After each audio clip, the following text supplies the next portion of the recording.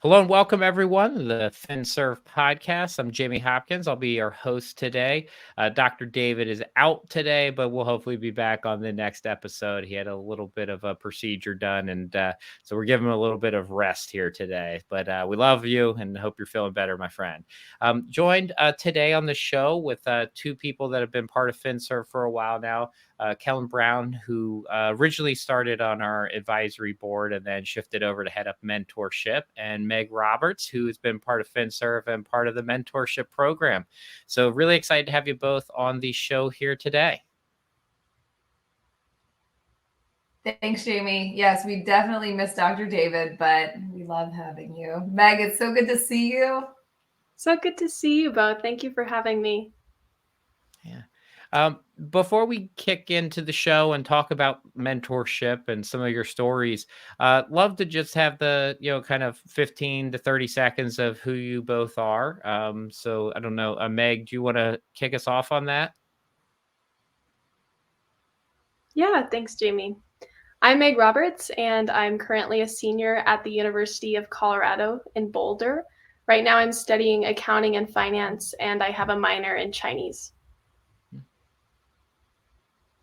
It's amazing. The Chinese piece blows my mind every time you say it, Meg. We'll talk about that. But I'm Kellan Brown. I'm a sales executive in the financial service industry. I have two little girls and based out of San Diego, California. Well, yeah, I definitely want to hear the Chinese story too, because I don't know that one, so I get to learn new things here when I'm going through.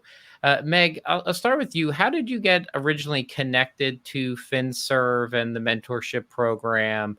And yeah, I'd love to just hear a little bit about that background.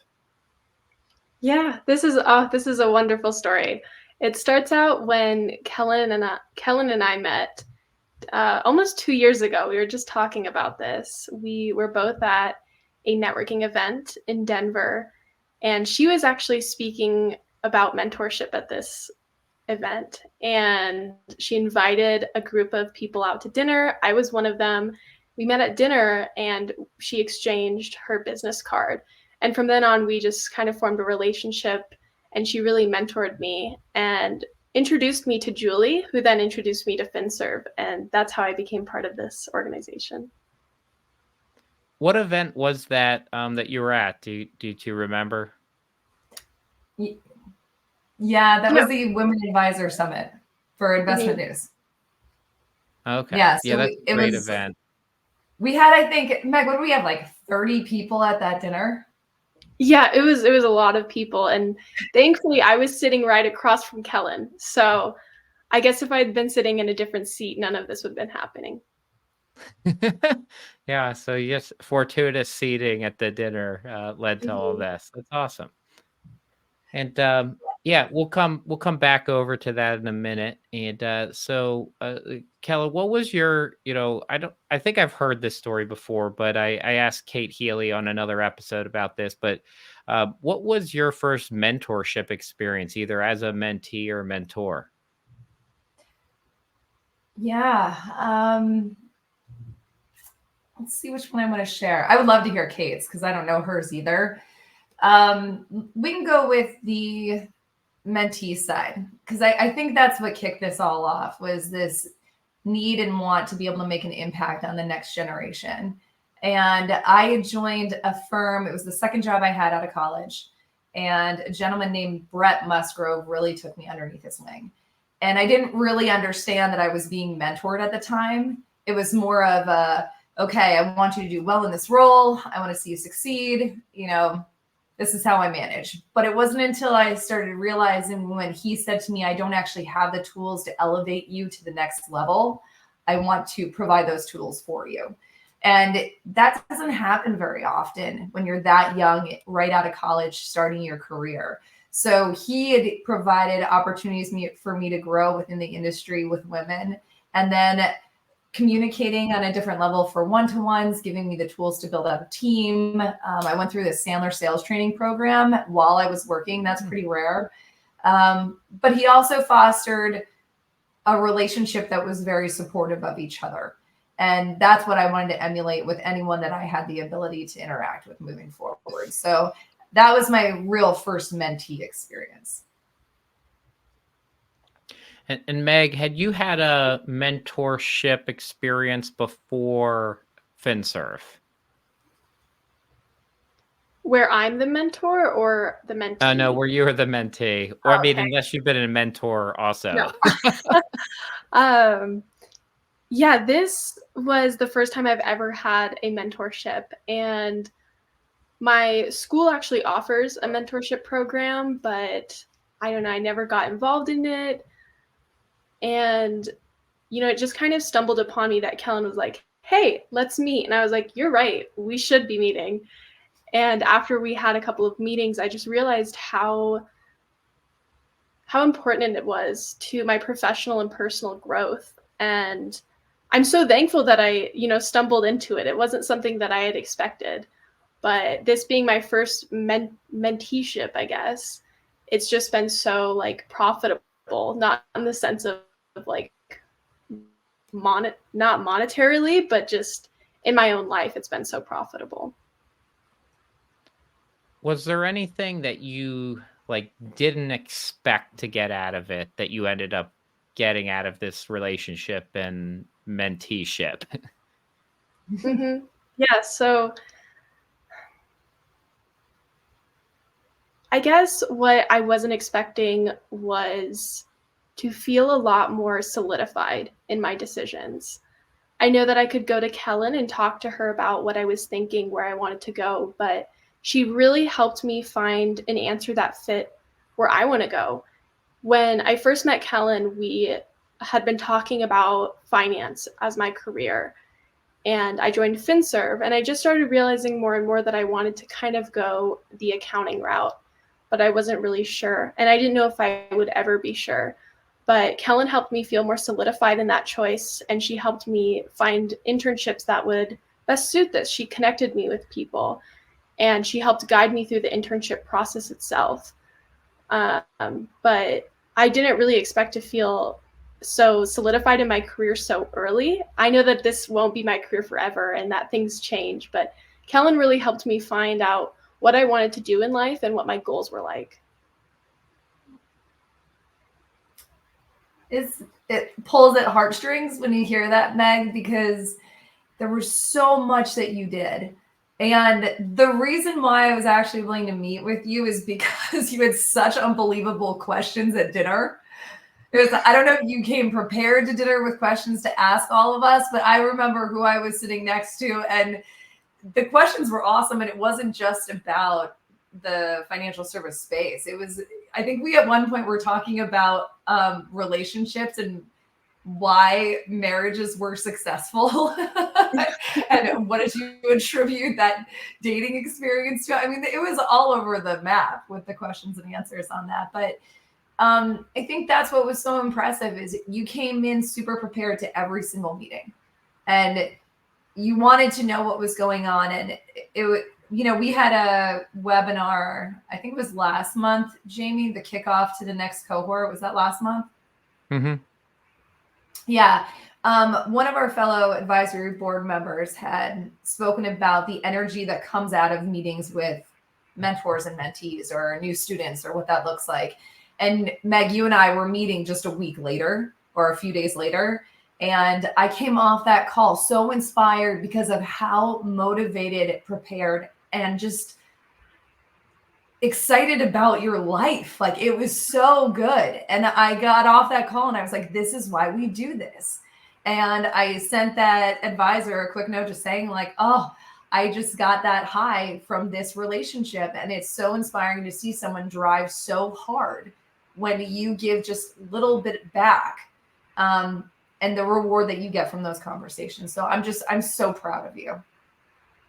That is so good to hear, Kellan. Thank you so much. It really has been so wonderful to be a part of this experience because I know that I can come to you not only with professional questions. We've talked about all sorts of questions, like you mentioned in the dinner. I remember even asking you at that dinner, like, what credit card do I get? Like, just a lot of different questions that, you don't know who to ask, and it's hard to Google that. Just someone to help guide you through life and all questions are on the table. Wait, so what credit card did you recommend, and which one did you get that one? So I remember that Kellan didn't really give me a straightforward answer as to what company to go with, but to look into what you would want. You know, some credit cards kind of give you more benefits than others, and so depending on the benefit that I wanted, which I did end up getting a good credit card, so I did take her advice. Yeah, we talked a lot about the balance on the credit card. I think that was the key one, is let's not make the mistake of racking up a ton of debt. Jamie, what do you use?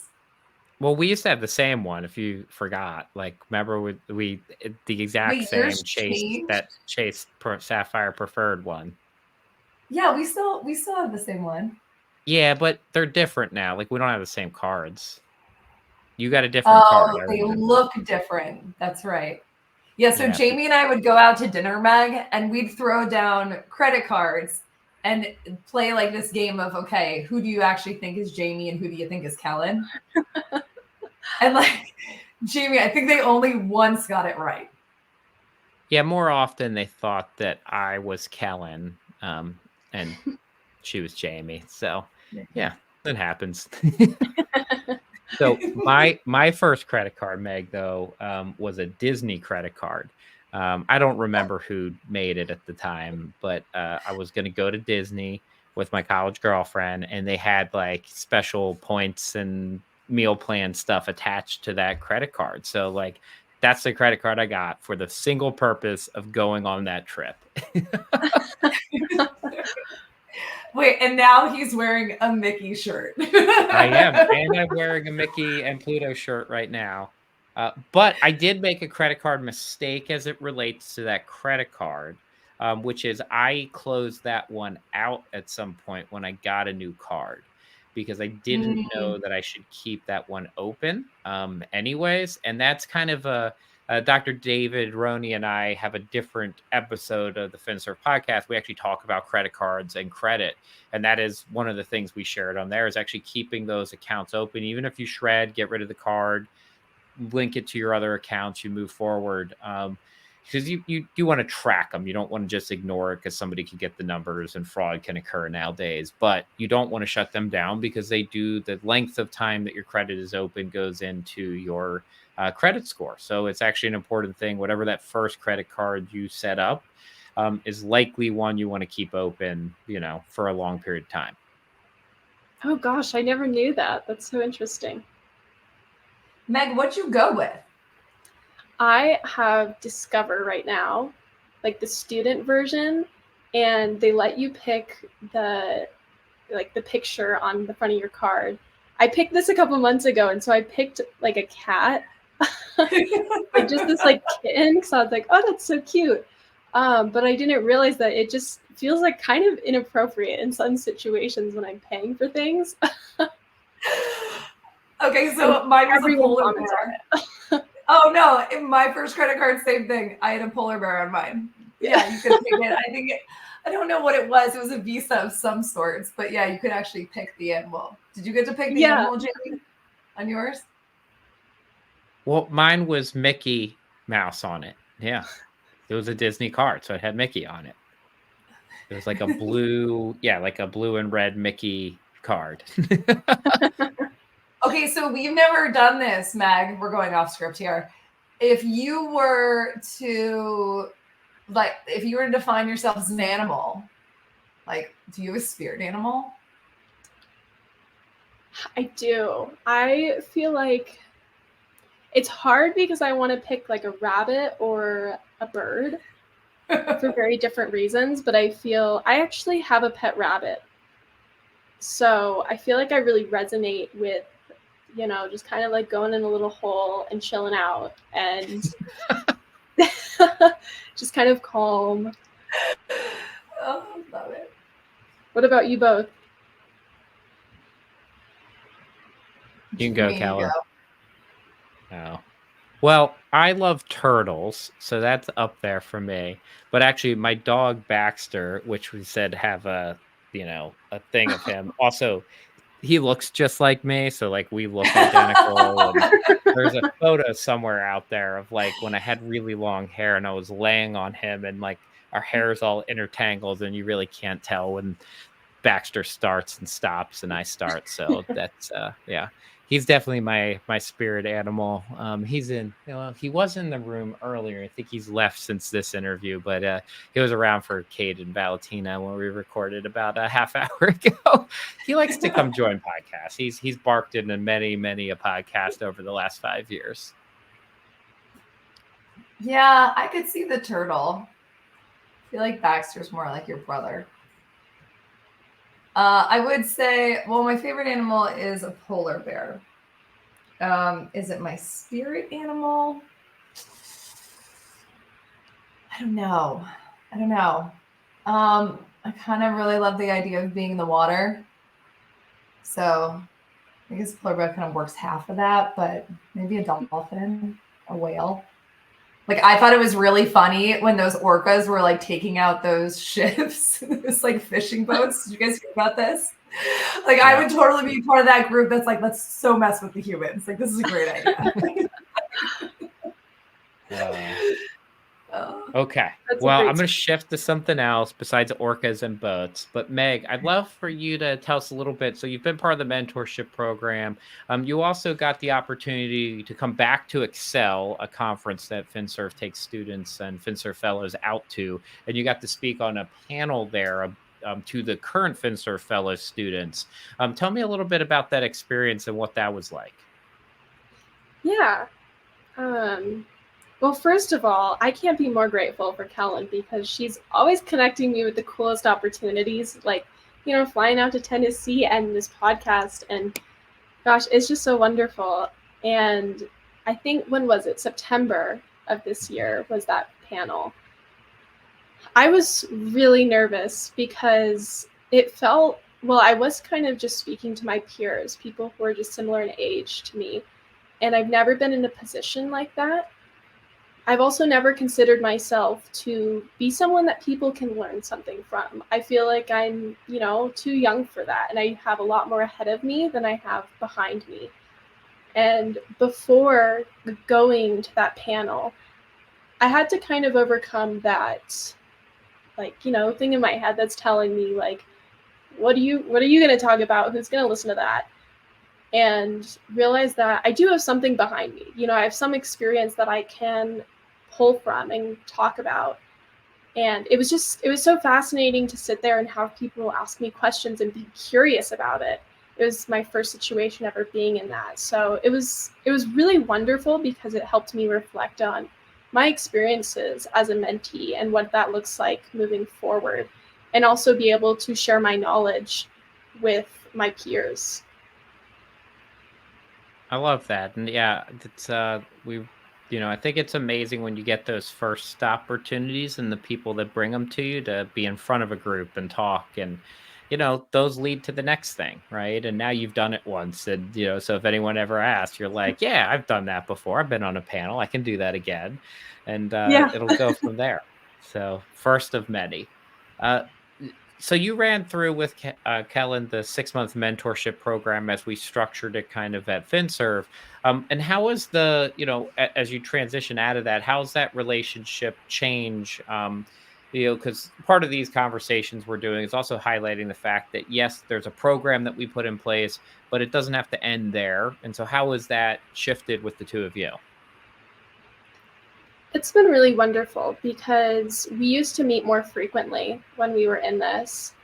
And that was so helpful when I was in a stage in life where I didn't know what I wanted to do. I was deciding between internships, deciding what I wanted to do next, and my goals. And so it was really helpful to meet with someone very often to help discuss this. I don't usually put time aside to think about my life plans. It's very stressful. And so it's nice to just have someone to kind of battle that with. And moving towards more spaced out meetings has been super helpful because I kind of have more of an idea. Like I said before, I feel more solidified in my decisions, and I know what I'm going to do in the next 2 years, or at least the next year, thanks to Kellan. And I have less to talk about. I have less to kind of figure out, but it's still been nice to just catch up with Kellan and maintain this relationship.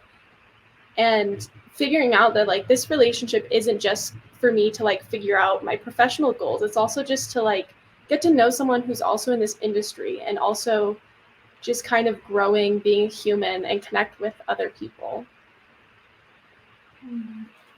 I love that, Meg. Yeah, we were fortunate to do the program, meet once a month, which is what the mentorship program is. And it's been really, really fun to watch the program grow. So for all of the students that have not participated in the program, it's a 6-month program. The mentors come in from the industry and you get matched up based on a survey that we send out to try and align with what you're trying to achieve. Which was so great about Meg is we met in person before this actually happened. So that was at a women's event.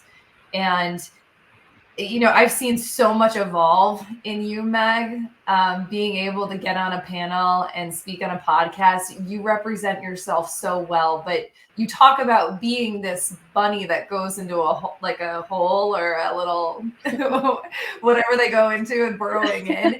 I mean, that is not... If I was to pick an animal, that is not what I would pick for you because you charge. And I'm so, so proud of the growth that I've seen with you and the no hesitation at all. I mean, I think you were ready to jump on a webinar last week when I was like, hey, you want to come talk about mentorship? And you're like, what is it? And I'm like, no. And you're like, oh, I'll be there in 30 minutes. It's like, we can't swing it that fast. And I mean, that alone, you know, in the college moments of trying to figure out who you are, like, that vulnerability, that risk, that drive, it's all there. It's so impressive. Thank you, Kellan. Meg, I'd love to close out with a little bit of this kind of question answer from you, which is if you're talking to future FinServ students or FinServ fellows that are currently in the program that haven't taken advantage of mentorship yet, what kind of advice or feedback would you give them? I would say to try to always say yes. Obviously, stay true to yourself and your schedule and know what you are able to do and what you can't. But this is something that I've learned from Kellan is she's thrown a lot of amazing opportunities at me, like the webinar, like this podcast, the panel. And I've tried every time to just say yes, even if it's out of my comfort zone. Like, I know that going to a panel, I was feeling out of my comfort zone. I was like, I don't know if I can do this. But by saying yes and just believing that my mentor knows what's best for me, she can help kind of drive me to go out of my comfort zone and improve on that. So I would say that my advice is just to say yes to all of, or any opportunity that you can that comes your way, because it helps you grow no matter which way you are growing. I love that. And, Kellan, any parting, you've gotten to set up mentorship programs at employers and kind of for the industries through something like FinServ Foundation. For the advisors and professionals out there, what advice do you give them when it comes to mentorship or putting a program in place or getting involved? Yeah, if you're looking to do it within your firm, that process is very different than just offering your time. So I think it's trying to understand what you're looking that outcome to be. If it's, I want to bring in a program to the firm that I actually am with, call me, Kellan, vanbrown@gmail.com, Kellan@finservfoundation.org, and we'll talk about how to actually do that because there's a very clear way to make it successful. Finding the right champions to form a committee and then building out the program so that you can sell it to the right people. So that's one piece. But for the people that are wanting to just give time back to the next generation of our future leaders is I would not look at it as something stressful or exhausting. When you get into these meetings and have an opportunity to make impact, you're not trying to help them change the world in this moment. You're trying to make them better so that they can serve the world better. And the little small pieces of advice can can literally change the trajectory that they're on. So the greatest advice I can say is give it a shot, see if it's part of who you are, if mentorship is something that can make a difference. And it really doesn't take that much time. And with FinServ specifically, we actually give you all the tools every single month to guide those questions and conversations so that it is a successful relationship. Well, thank you both so much for coming on, talking about your experience, Meg, with mentorship and FinServ and how you're growing into your professional life. And I love the clarity that you found on what you're going to do. And, just it's been a fun conversation. And Kellan, thanks for, leading out there when it comes to mentorship and working with FinServ and all the students that are looking for this type of opportunity. So I really appreciate both of you taking this time out to do this. And now, Meg, you've done a speaking event and podcast. So another 2 things checked off the list. So Thank you so much, Jamie. Thanks, Jamie.